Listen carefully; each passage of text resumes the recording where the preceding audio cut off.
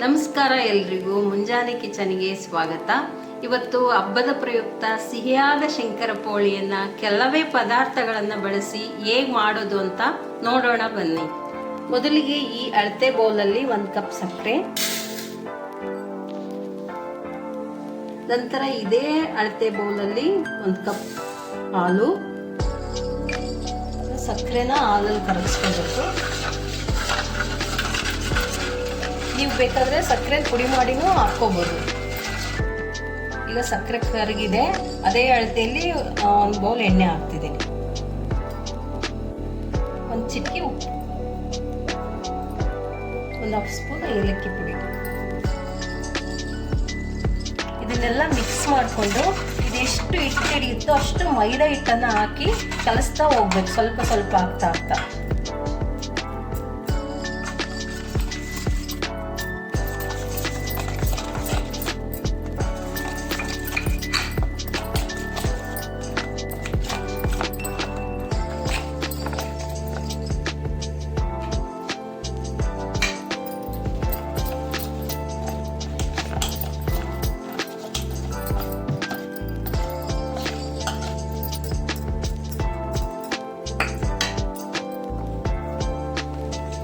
ನೋಡಿ, ಈ ಒಂದು ಅಳತೆಗೆ ಕಲಿಸ್ಕೋಬೇಕು, ಚೆನ್ನಾಗಿ ಕಲಿಸ್ಕೋಬೇಕು. ಇದನ್ನ 2 ಭಾಗ ಮಾಡಿ, ಒಂದು ಭಾಗನ ಒಂದ್ಸರಿ, ಇನ್ನೊಂದು ಭಾಗ ಇನ್ನೊಂದ್ಸರಿ ಉದ್ಕೊಳ್ತೀನಿ. ಒಂದು ಸ್ವಲ್ಪ ಉದ್ಕೋಬೇಕು.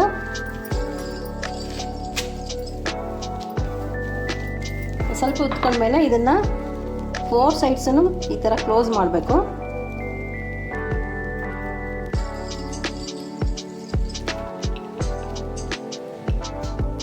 ಕ್ಲೋಸ್ ಮಾಡಿ ನೆಕ್ಸ್ಟು ಉಲ್ಟಾ ತಿರುಗಿಸಿ ಉದ್ದಬೇಕು.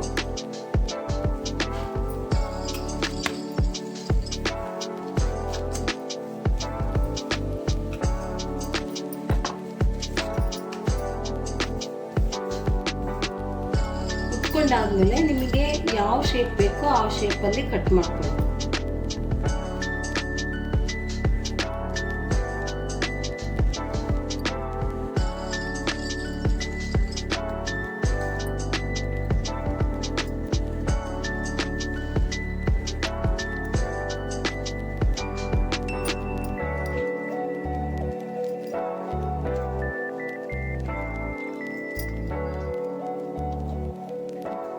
ನೋಡಿ, ಈಗ ಎಣ್ಣೆ ಕಾದಿದೆ. ಇದರಲ್ಲಿ ಒಂದೊಂದಾಗಿನೇ ಬಿಟ್ಬಿಟ್ಟು ನಿಧಾನ ಉರಿಯಲ್ಲಿ ಚೆನ್ನಾಗಿ ಫ್ರೈ ಮಾಡ್ಕೋಬೇಕು. ಜೋರಾಗಿ ಉರಿ ಇಡಬಾರ್ದು.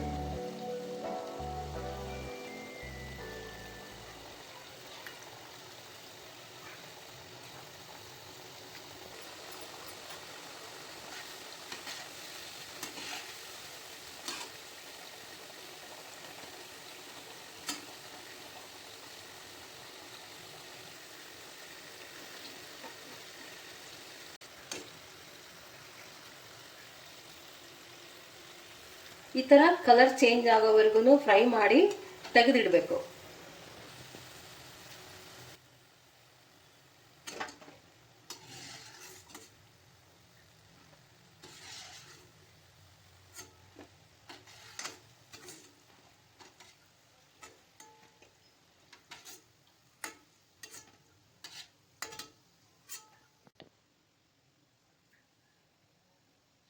ಸಿಹಿ ಸಿಹಿಯಾದ ಶಂಕರಪೋಳಿ ರೆಡಿಯಾಗಿದೆ.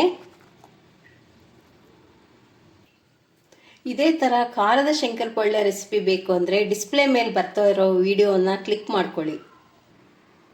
ಇದೇ ಥರದ ವಿಧವಾದ ರೆಸಿಪಿ ಬೇಕು ಅಂದರೆ ನಮ್ಮ ಚಾನಲನ್ನು ಸಬ್ಸ್ಕ್ರೈಬ್ ಮಾಡ್ಕೊಳ್ಳೋದನ್ನು ಮರಿಬೇಡಿ. Thank you.